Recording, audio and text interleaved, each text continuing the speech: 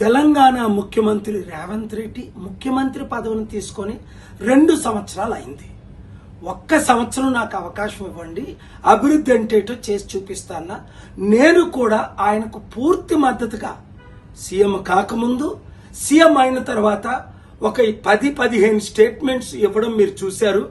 7-8 సార్లు ఆయనతో కలిసి అనేక సలహాలు ఇచ్చి రాష్ట్ర అభివృద్ధి కొరకు, ప్రజల అభివృద్ధి కొరకు ఏం చేస్తే అప్పుల నుంచి బయటపడతామని చెప్పాం.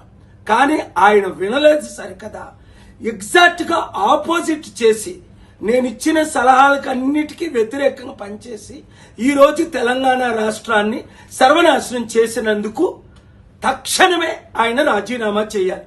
ఎందుకు రాజీనామా చేయాలి? కారణాలు బాగా వినండి. 1, 6 గ్యారంటీలు ఆయన ఇచ్చారు, ఒక్క గ్యారంటీ కూడా నెరవేర్చలేదు. అందులో 2 లక్షలు తులం బంగారం నేను ఇస్తానన్నారు, ఇవ్వలేదు. 2 లక్షల రైతులకు రుణమాఫీ చేస్తానన్నారు, చేయలేదు. 5 లక్షల నుంచి 10 లక్షలు కంపెనీలు పెట్టిస్తానన్నారు, లేదు. 2 లక్షల ఉద్యోగాలు భర్తీ చేస్తానన్నారు, చేయలేదు. నిరుద్యోగులకు 4,500 అన్నారు, ఇవ్వలేదు.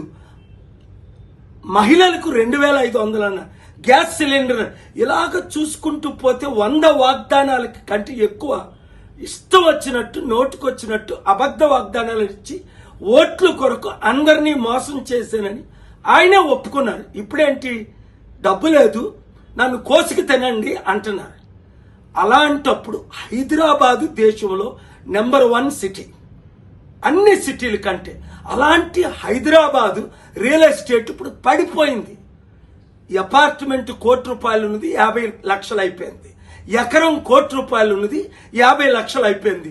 100 కంపెనీలు హైదరాబాద్ విడిచిపెడుతున్నారు. బాగుపడింది ఎవరు? ఆయన అన్నదమ్ములు లక్షల కోట్లు సంపాదించుకున్నారని ఆరోపణలు. ఆయన చుట్టూ ఉన్న మినిస్టర్లు 100,000 కోట్లు సంపాదించుకున్నారని చూసాం కదా. పొంగులేటి శ్రీనివాసరెడ్డి రెవెన్యూ మినిస్టర్ కొడుకు మీద రుజువులతో ఎఫ్ఐఆర్ అవ్వడం, 100,000 కోట్లు ఆస్తి దోచుకోవడం. ఇప్పుడు 9,292 ఎకరాలు, దాదాపు 5-6 లక్షల కోట్లు విలువైన ప్రాజెక్టులు తన బినామీలకో ఇతరులకో ఇస్తున్నారని ఆరోపణలు ఇన్వెస్టిగేట్ చేయమని సిబిఐ, ఈడీ ఎంక్వైరీ చేయమని శుక్రవారం స్టేటస్ కో తీసుకొచ్చారు. ఇలాంటి 18 పెద్ద కేసులున్నాయి. 1 by 1తో మీ ముందుకు నేను వస్తాను.